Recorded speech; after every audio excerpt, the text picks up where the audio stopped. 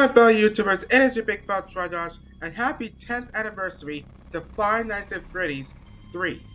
That's right, y'all. Springtrap is now 10 years old. 10 years, man! 10 years! 10 years! 10! 10 years! 10 years! I just can't believe it's been that long. I actually got into FNAF 3 when I went in 2015, like in mid 2015, back when I was learning about FNAF, back when I was watching everything.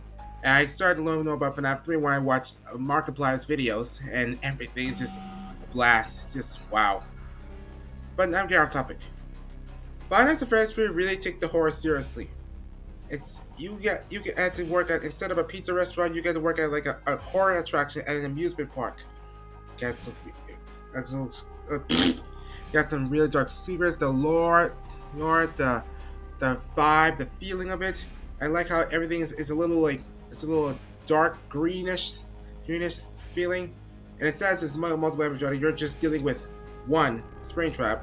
Well, if you count, if well, technically not just one if you count the phantom animatronics, but they're just hallucinations from the ventilation system. But yeah, and I like how to make it so more terrifying. The graphics is just amazing. I like especially when they use the ventilation. I make it more like terrifying, make more like nightmares full, more dark and everything. I really love the lore of it, and I gotta say, Springtrap's story is a best because spoiler alert, he's actually William Afton, aka the Purple Guy. It's crazy. And yeah, I really love the story, but it's because if you check on the mini games, it looks like we can see the events what happened 30 years ago when Afton invaded the abandoned Freddy Fazbear Pizzeria, and we see the main four just one on which one is following Shadow Freddy, which led to Afton destroy them. And I know that Shadow Freddy was just Afton in disguise, or just I don't know.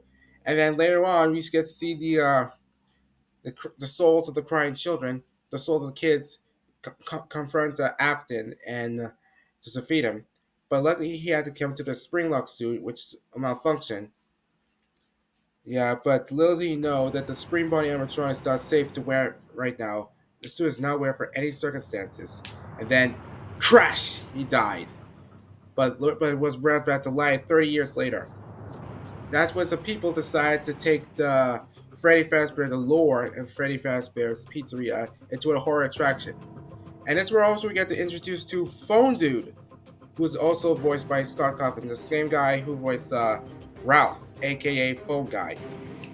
Yeah, I know it is. But I really love this game, and it's really good. Really, well, maybe the most terrifying, most darkest game, well, aside from FNAF 4. And yeah, we don't know who the security guard is. People suggest it might be like Michael Apton because he's kind of common to find his father. And yeah. Also, I like the lore of the animatronics, the phantom animatronics. We just burnt up versions like ghosts, but they're like hallucinations, trying to play with the player's mind and everything. And yeah, this is a great game, and love the lore, the graphics. It's just Scott really did a great job with this.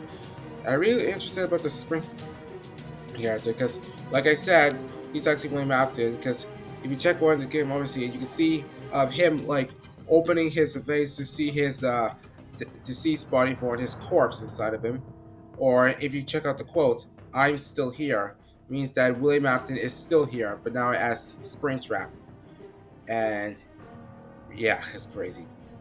Oh, and I also forgot. I love how instead of finding the lore of a Springtrap, you also get the time to rescue the kids. You know, there's a good ending and a bad ending. If if you if you check out the bad ending, you see the heads of the four animatronics, and the one in the shadows is possibly Golden Freddy, and they all have lights in it, meaning that the kids are still trapped inside. In order to the good end, you have to go through the to the left to the bottom of the left, or where Foxy's Pirate Cove is, and you just go down and see some hints that'll take you there. And yeah, one thing I like about it is that you actually get to save the orphans. The play on the mini game, or check out some secrets and find all the souls of the crying children, the Vine Five. And yeah, it's just yeah. So this game has some it's terrifying, but it's more heartbreaking moments, some more moments, and we have to get all the children each of the cake. We get to play as mini games as BB, Mango, Toy Chica, Fredbear, and also Shadow Bonnie.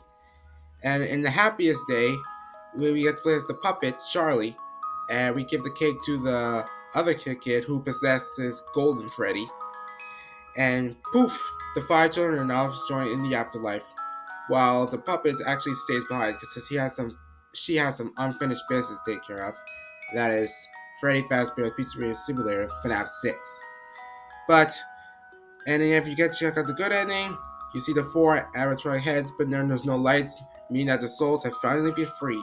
We saved them. And I really love that. And I love how this game was. Plot A, we get to learn about the story of Springtrap and feeling the vibe. And the next plot, we get to find save the souls of the crying children. And yeah, I gotta say, Scott did a really good job in this, working so hard. I feel like it was supposed to be, and FNAF 3 was supposed to be like the finale of the FNAF series, but we all wanted more of the story, so we got FNAF 4, Location, Pizzeria Simulator, and so on, so on. But yeah. Oh, and speaking of so on, if you check out the newspaper, after you complete the sixth night, you see that newspaper of Fazbear's Fright now basically burned to the ground, destroying all evidence remain. And if you brighten the page up, you get to see Springtrap, meaning that he somehow survived the fire and possibly be the cause of it. Or if you check out it's called in the cutscene in this location, we see the remains of Fazbear Fright, and you see Springtrap there, meaning that he survived. So yeah, but nonetheless, this was a great game. I'm getting rabbit too much, so thank you, Scott Cawthon, for creating this fantastic game for less than 10 years. We're taking the FNAF lore seriously, and everything just, yeah. If it weren't for him, I wouldn't know about anything about Springtrap, the characters. It's just, wow. Really love this. The lore, the graphics is amazing. So, thank you, Scott. Thank you for 10 years at Freddy's 3. Thank you so much. Alright, that's my reaction to. That's all I have to say for this anniversary game. So, thank you guys so much for watching. Subscribe for seeing content. Here's to 10 years at Freddy's 3, and I'll see you guys later. Bye!